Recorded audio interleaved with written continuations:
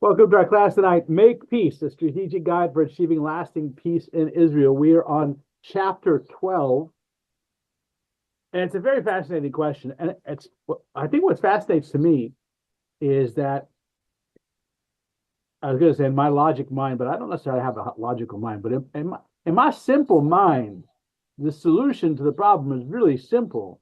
And I don't understand why the world doesn't see it as that simple. So I don't, anyway, in the book of Joshua, there's a quote that says, "How long will you put off going in to take possession of the land which the Lord your God, the God of your fathers, has given you?" So we're talking tonight about Judea, Samaria, and ultimately Gaza as well. We're talking about these lands, right? Which the UN and various other organizations vociferously proclaim that Israel's presence in the territories is called is violation of international law, right? And how did that get there? How did it even get to have that kind of a conversation where they're saying that our presence in our homeland is a violation of international law? So you do have to go back through the history of current history of things and everything else. You have to look at those things. But at the end of the day, if we truly believe that God has given us the land, then what is the discussion about? I mean, that's really the simplicity of it, is if we truly believe and understand that God has given the land to the Jewish people, and we were exiled from it, we never gave up on it. We've always had some Jews that were always there. 3 times a day, our prayers face Jerusalem. So, like, it was never, in Jewish law, there's a thing called me'ayesh. Me'ayesh means that if I find something, I have to return the lost object. But if I found something where clearly the owner is me'ayesh, has given up the possibility of finding it, then it's mine. Because he already gave up on that. He's me'ayesh, he gave up on it, right? So if you drop your wallet in a public thoroughfare with lots of people coming and going, you're not getting that back. The example the Talmud also talks about, you drop it in a big river or in the sea, you're not getting that back. And so you're me'ayesh, you automatically give up on ever getting it. So once a person is me'ayesh, the person who finds it, that's his, right?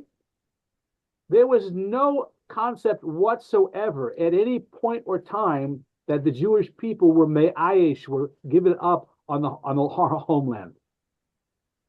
Abraham, Isaac, Jacob, the Imahos, the Avos, the Imahos, they're all buried there. Like, what? There's not a chance. So if there's no yush, there's no giving up on the land, then it always belongs to us. There's no question about it, right? So that's what boggles my mind. There's a book out. Rudy, get your pen and paper down. I'm going to tell you about another book. You know me too well. When Stones Speak. I do believe I have that. But did you read it, Rudy? Yeah. When Stones Speak. And the book is all about the excavations in Jerusalem of what actually is Ir David, the city of David. We thought, for years, we thought the old city of Jerusalem, that's the city of King David. Well, it turns out it's not. Ir David is actually south of there, and the excavations have proven a huge amount of the city of David and proof of all of these things, of our presence there, clear Jewish presence there 2,000 years ago. He writes the book with the idea that the world needs to know these facts. There's archaeological proof of the Jewish people being in this land. So anybody talking about this not being the forever homeland of the Jewish people, here's absolute evidence. And I disagree on one aspect of his premise. It's not that the world needs to know about it. It's the Jews need to understand this. The Jews need to understand that that's home. That's our homeland. Always has been. We never gave up on it. if we understood that that's the land that God gave us, and we never give up on it, it's clearly ours. There's nothing to talk about, right? But we get so overwhelmed that the international community and the UN and the people that we think we have to worry about their opinions on things. We have to consider those things, but at the beginning of all of that, we have to understand what's ours is ours, and God gave it to us. And it's a chutzpah, pachaponim, it's a disrespect to God to not treasure that which He gave us, right? This is our ancestral homeland. And to relinquish control over any of this territory would be a strategic disaster for Israel. We're talking about right smack in the middle of everything, right? And then we've talked about this before, the mountainous areas that look down over the other areas. So the property itself is historically and religiously bound to us, all the entire land. And these areas are extremely strategically important to the security. Again, we go back to it's all about saving Jewish lives. Not about politics or religious, or it's about saving Jewish lives. And if you give away those territories and don't maintain control of those territories, then you're putting Jewish lives at risk. The problem becomes when we keep making concessions, and every time we make concessions, so two things are happening. When we make a concession, it clearly says we're not secure ourselves in the fact that this is our territory, that this is our land, that we're showing our own insecurities. Now, when you show insecurities to an enemy, then that gets over the code.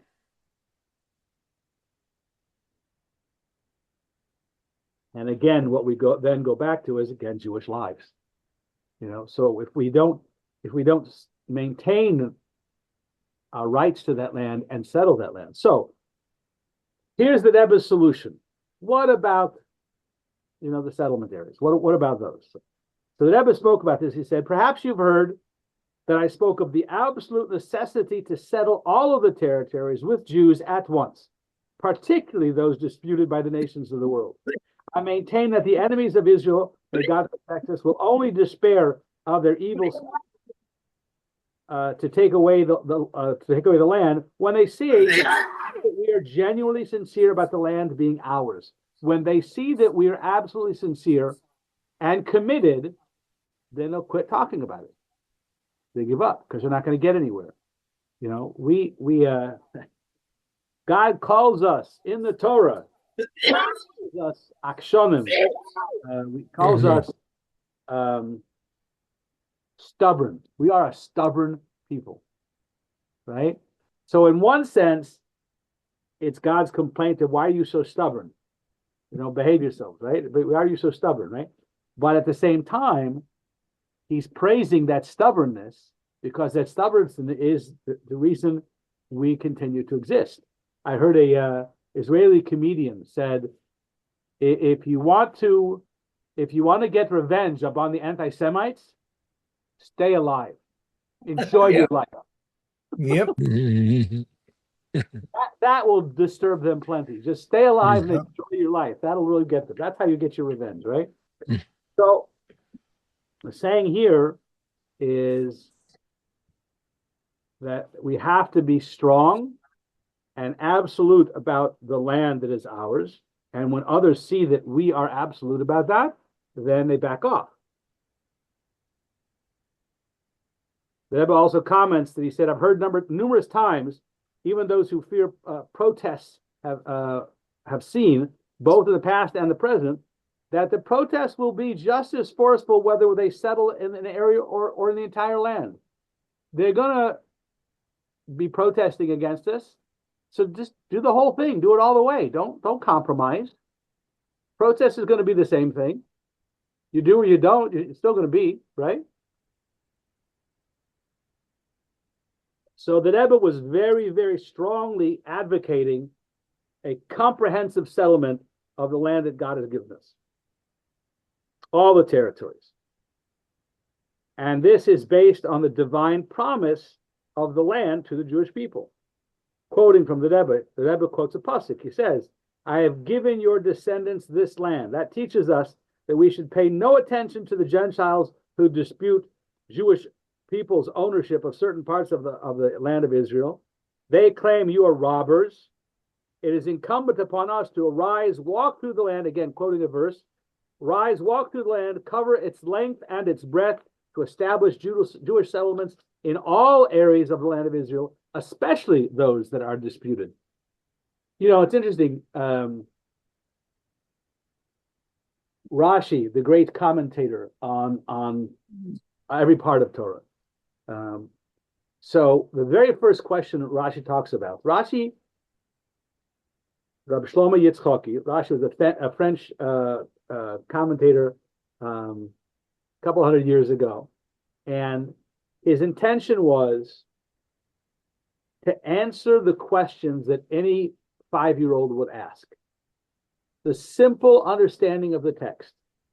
And the very first Rashi on the entire Torah is on the words Bereshis bara Elokim es hashamayim ve'es haaretz. In the beginning, God created heavens and the earth. And Rashi's theoretical 5-year-old would ask the question,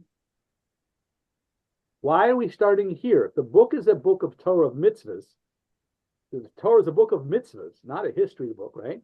The book of mitzvahs, then it should start with the very first mitzvah commanded to the Jewish people, which actually doesn't come until the second book when God is taking us out of Egypt. And he says, that this month, Passover, the month of Passover, Nisan, that this month of Passover is going to be for you the beginning of all of your months. And here's the mitzvahs you do to celebrate the beginning of a new month. And so if the Torah is a book of mitzvahs, he should start with the very first mitzvah that God commands to the Jewish people. But he doesn't. He starts off with this whole story of creation and the history. So why? And Rashi comments, again, hundreds of years ago, Rashi comments, in case there will be a time when the enemies of the Jewish people will come and say, you are thieves. You stole the land from other people. Then we should know that just as God created heaven and earth, everything belongs to God, was, is, and will be belongs to God. And he gave it to them. He took it from them and gave it to us. He never ceased from giving it to us. Therefore, it's ours. And once we establish this idea, right, that God created heavens and earth and God runs the world and God's in control of everything, he owns it all and he gives it to whomever he wishes, then there's no question about the ownership of the land. But Rashi wrote this hundreds of years ago saying, if someone's going to come and say that you stole the land, obviously. So when we talk about, thank you, Jeffrey, regarding the Arabs that have been in Judea and Samaria also for years, the concept of Palestine, is a new concept. It has nothing to do with the Philistines that have a similar sounding name, but rather the people, have Arabs been in that land? Yes, Arabs have been in that land, but a Palestinian people? No, that was a thing the British created. Yep. So that's a new thing. So have there been? Yeah, people have come and gone all the time, but you can't, there's not a single of these Arabic families that can actually trace their lineage back to this territory. They've all come from all over the place as things moved. And in fact, I think we mentioned this before, but Nebuchadnezzar, one of the things he did to quelch, as he conquered the world, he would move people. So all the people here get moved over there or over there and over there, so that in any part of the territories of Nebuchadnezzar, there's no group of people that can bond together to rebel against the king. So that's part of how he maintained control of his expanding kingdoms, was to make sure that there's no indigenous people left where they began. The only ones that keep coming back to this land is us, because God gave it to us. So we keep coming back. But we're the only ones that can trace our lineage, our family lineage, straight back to this place. Now, your other question about what to do with them, that's next week. I'm not covering that this week. That's next week. But the answer, the simplest answer is there's plenty of place. There's plenty of when we moved to Australia back in 1990, one of the things that was phenomenal to me was that you've got a continent larger than the US and a population less than LA County. In the whole country, right? And my mom's comment in response to that was that the entire center of Australia is a huge desert.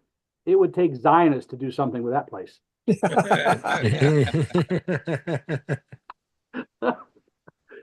So there's plenty of space still to settle, right? But that's not what they're interested in.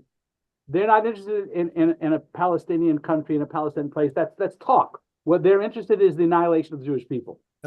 And again, if you look at their writings, there's not a question about it. They said this very clearly, right? That they give the political rhetoric that will give them money in their coffers because they're this suffering people, right? You'd like to resettle them to Ireland or Australia? I don't think they would take it. I'm sure Ireland is so sanctimonious as they ought to. In fact, not only would they not take them, even other Arab countries won't. I know. That's the thing, right? So we're stuck with it. But anyway, by life, back to topic. Grossman, back to topic. L'chaim, that's the topic. L'chaim.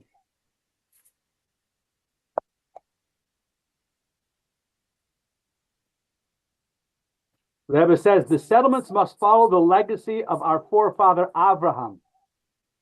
For, quoting Torah, Maisis Avos Simon Labonim, the deeds of our fathers are signs for the children, meaning that Abraham, Isaac, and Jacob, our forefathers, everything they did was setting up the future of the Jewish people all the way until Mashiach comes.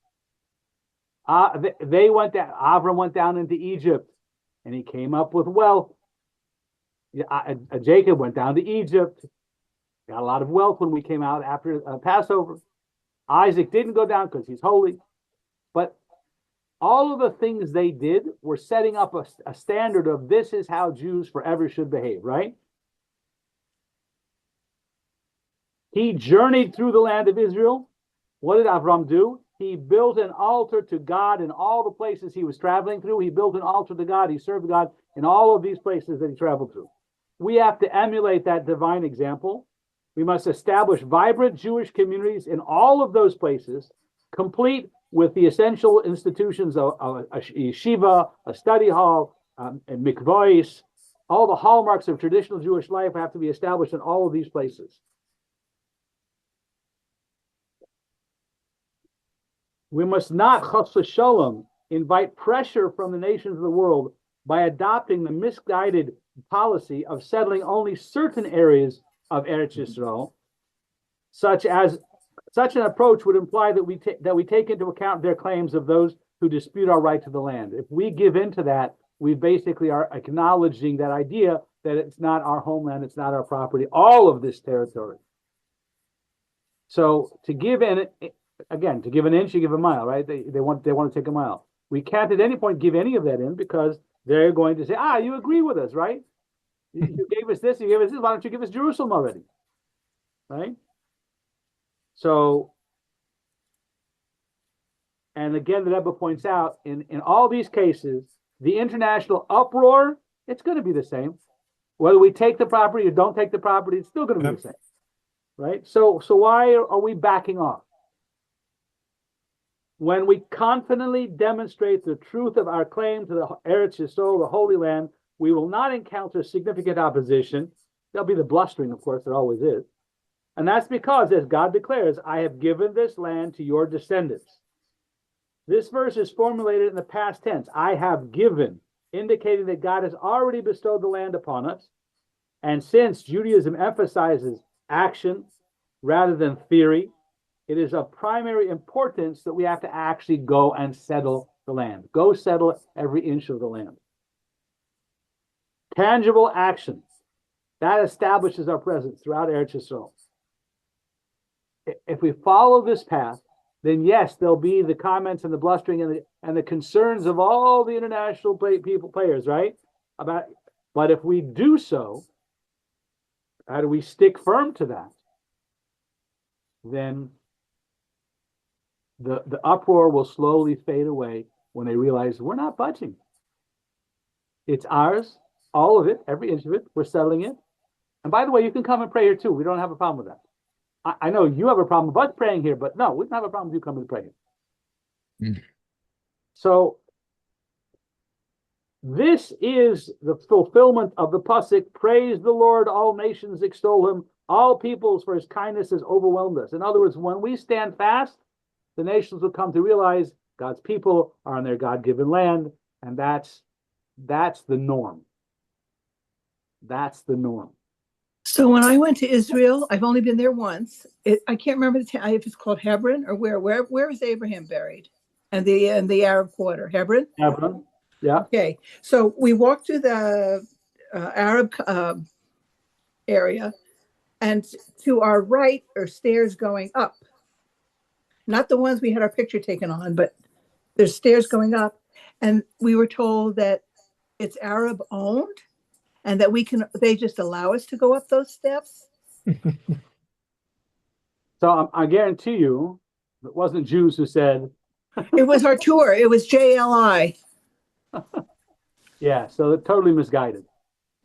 Who in their right mind would give up the burial sites of their parents? So so Abraham, I got to go the opposite way. Abraham's buried here with his wife and everything. And then let's see, if you're facing there, it would be to our right. There's stairs going up and off to the side. And they said that is Arab owned. So what's interesting is that there's an Arab mosque in that place. Yeah. But they don't even argue with us about the part that's ours. They don't even argue with it because clearly, like, no one would give up, right? The burial site of your ancestors. You don't do that. That's just not a thing. Interesting, the Rebbe points out that under current Israeli law, this aforementioned settlement policy can be carried out in its entirety in a substantial manner, literally within a single day, provided the decision is made and an order is issued to be fulfilled immediately by Prime Minister and the Minister of Settlements, those two. If both those two agree and sign and send it out, it can be done overnight. It can be done overnight. And in fact, it actually had been done previously overnight. And it needs to be. It needs to be the whole land. International backlash. The Rebbe says, some suggest that resolute action by Israel will anger the international community. However, the international community is already unhappy with Jews. Mm-hmm. So what's new? What are we Exactly. what are we preventing by not taking control of our property, right? So it is it's halacha, actually Jewish law, right? There's a Jewish law that says that Esav hates Yaakov. That's a given. It's not a theory, it's a given. Esav hates Yaakov. And Esav is the archetype of the non-Jewish nations that always inherently hate Yaakov, the Jewish people. Many in the non-Jewish world hold an intrinsic animosity towards the Jewish people. As a matter of fact, it's imperative that we swiftly settle all of Israel's territories in a single, decisive move. Each moment we hesitate only invites further pressure. They're going to be angry with us regardless of what we do. They're going to hate us no matter what we do. By taking decisive steps to establish an irrevocable reality on the ground, we can minimize the pressure we face. Because if it's an irrevocable reality, that not only we said it, we did it, and we're holding it, right? Then the pressure will die down because it's a given fact at that point, right? The problem is when the politicians in Israel again, are too afraid of what nations will say, and then they quiver, and then they don't act decisively, and then this creates all the problems, right? Well, Rabbi, you missed one of the key points I was trying to make before about the paternal ancestors of a lot of these Arabs. I think that we share a common ancestry with them, and I guess what I'm saying is, if we look at some of them, they probably could be considered Jews. They just don't believe in they believe in God, but they believe in the prophet. They're misled, but that's So let's go back to the biblical story of Abraham, of Jacob and his brother Esau, right? And what was the animosity created by? The animosity was that Jacob got the blessings from his father. Mm. Why did he actually own the blessings? Because he had bought the birthright from Esau. Yeah. He bought it fair and square. And when his father realized that he blessed Jacob instead of Esau, he blessed him again to confirm it. Why? Because he realized what Esau was about at that point, and he reconfirmed the blessings to Yaakov. But the truth is that he owned it anyway because he bought the birthright from Esau. Now, there's arguments about why did he even need to buy the birthright? Because they were twins. They were not identical twins. They were fraternal twins. And Rashi says, in a comment of who's first, right? well, I would hate to think it all just came down to lentil soup. Yeah. It comes down to the fact that he bought it for lentil soup. Mhm. Now, there's argument that Jacob really was the first conceived, which is why Esau was actually born first, but Yaakov was holding on to his heel. Wait, But wasn't there this? Do I have it confused that a hand came out and the hand was not Esau, but Isaac? either way, what Rashi comments on is that first conceived was Yaakov. Yeah, that's what I was saying as a note. Yeah.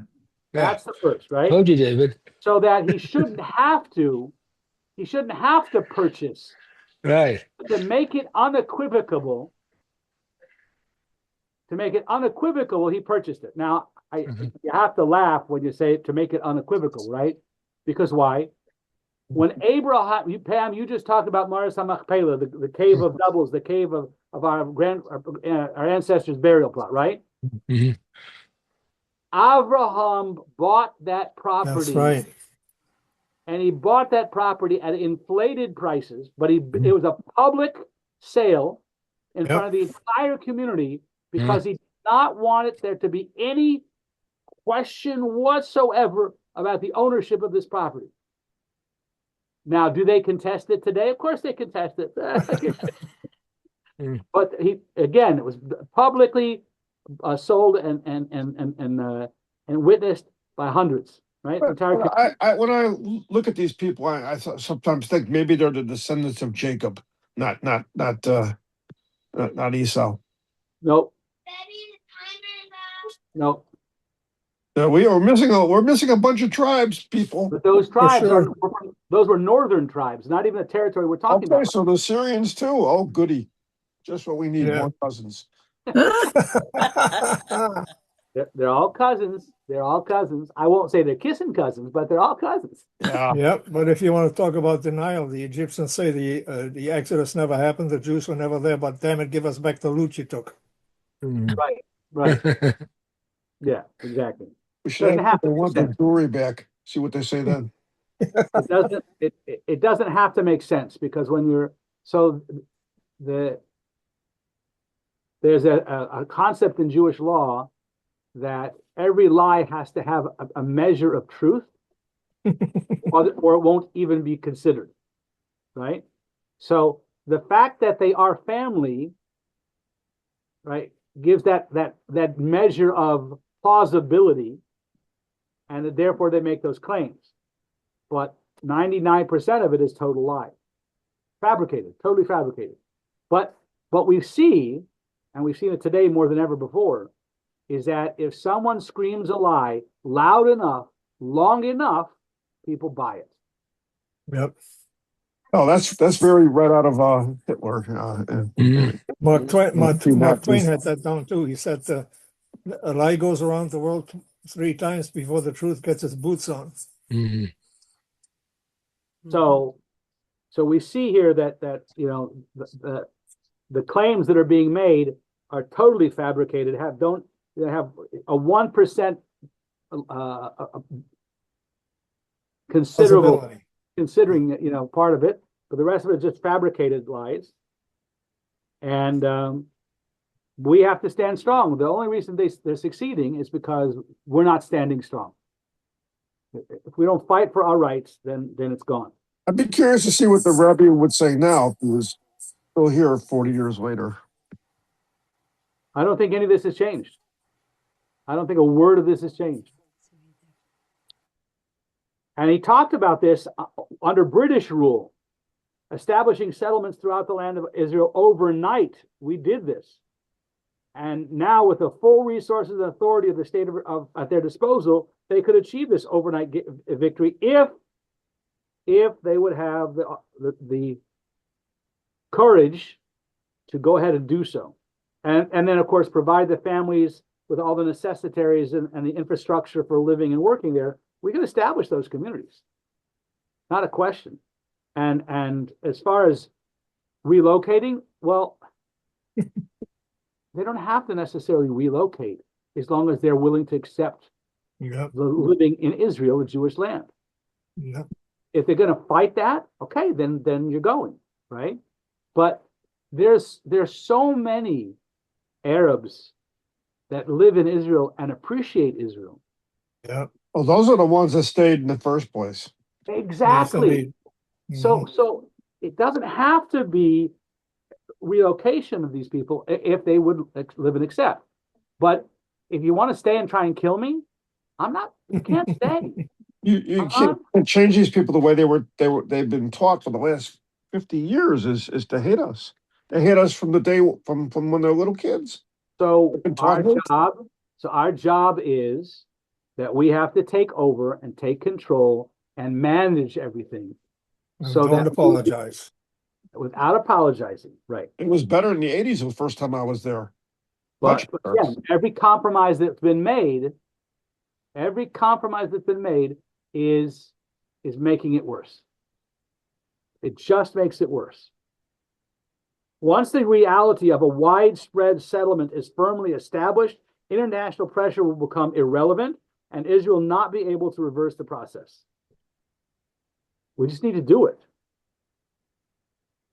There are additional reasons as to why, by the way, the United States and others will ultimately accept Israel's settlement of Judea, Samaria, and even Gaza, while the true reason lies in the principle that the hearts of ministers and kings are in God's hands.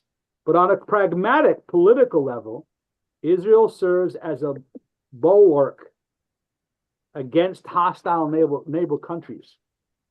And America thus far has exerted pressure on Israel as an attempt to appease the Arab countries. But every time Israel doesn't accept that policy, America may give a slap on the hand and then say thank you later. Yeah. Once the facts on the ground have been established through widespread settlement, no amount of pressure can undo them, and the pressure will inevitably cease. And the United States will secretly welcome this development, as it will bolster Israel's position as a protective force against hostile Arab countries. Israel has to stand up and do it. The Rebbe decried the tragic consequences of Israel's failure to settle the entire land. He argued that while Israel hesitates, fearing international condemnation, its enemies, the PLO, they settle in the land unimpeded. They're just moving in more. So every moment that we hesitate actually makes things worse. Another quote from the Rebbe, one of the Rebbe's Farbrengens. A Gentile rightfully questions, if you have already conceded territories to us, why do you now refuse to hand over Yerushalayim? If Yerushalayim truly belongs to the Jewish people, then why, for over a decade, did the government not permit Jews to settle there? They allowed Arabs to purchase homes and properties, but when Jews sought to buy, they denied the right. During the 10 years that followed the Six-Day War, only a handful of Jews managed to settle in the old city of Yerushalayim. And even that was achieved with great difficulty. So all of these tragic outcomes are a direct result of not allowing Jews to purchase land in Judea and Samaria, particularly Hebron. In stark contrast, and this fact might be brought to light, the PLO is actively purchasing land and properties in Judea and Samaria, Hebron and Shechem, with everything being registered in their names. The longer we hesitate, the worse it gets.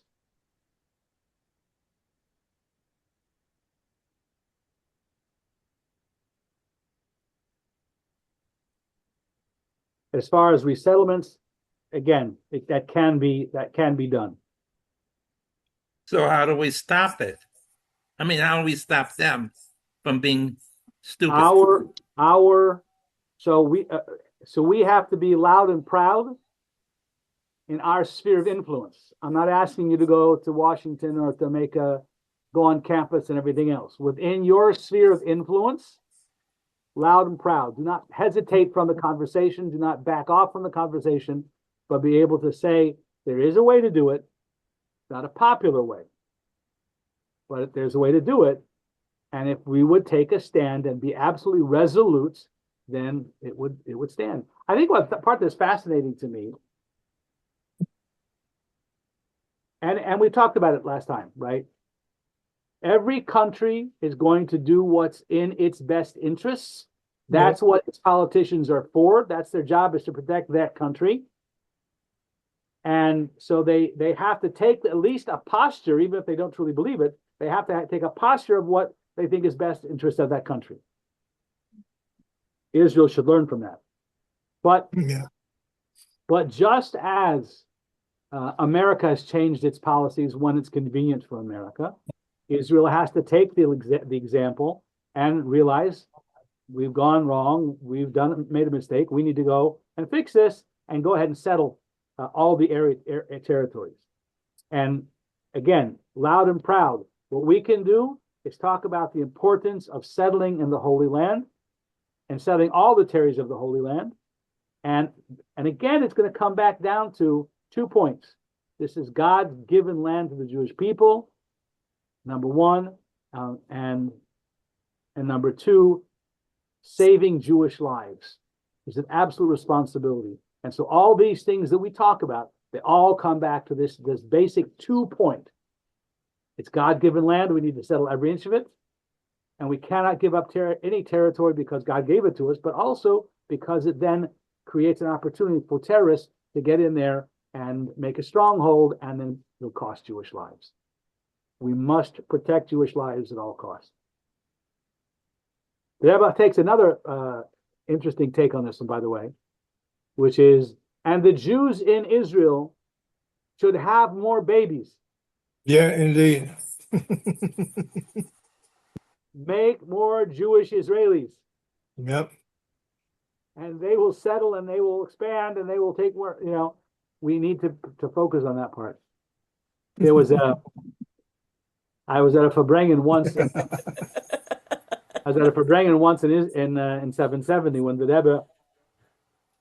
Rebbe made it, and I'm getting feedback here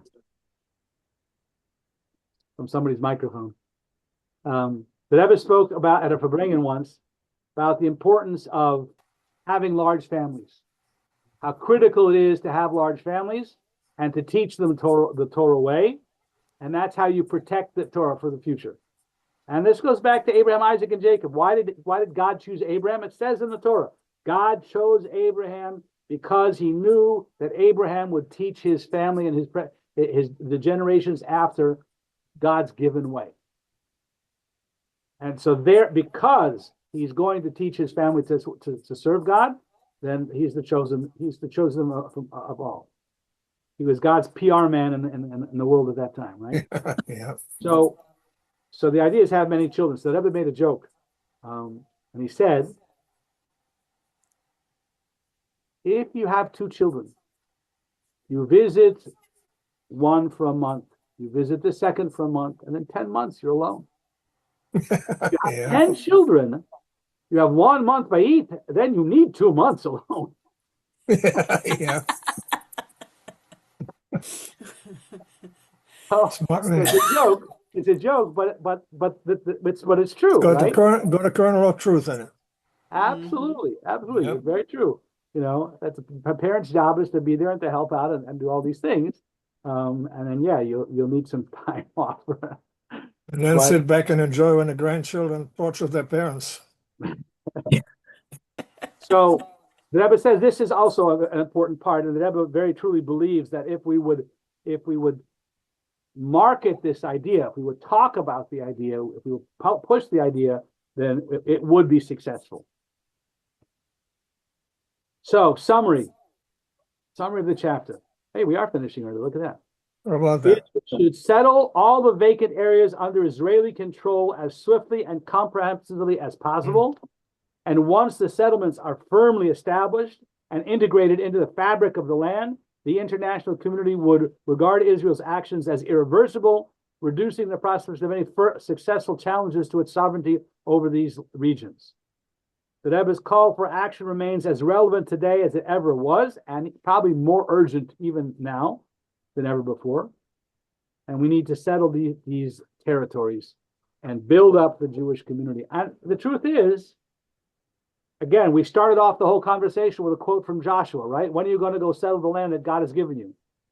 It took them years to go in and conquer, but there's an interesting phrase in the Torah that says, ma'at ma'at, a little bit at a time, meaning that we didn't have enough people to populate the whole territory. So we took over the territory that we could, and then grew large families, and they expanded until we could actually take over the entire land.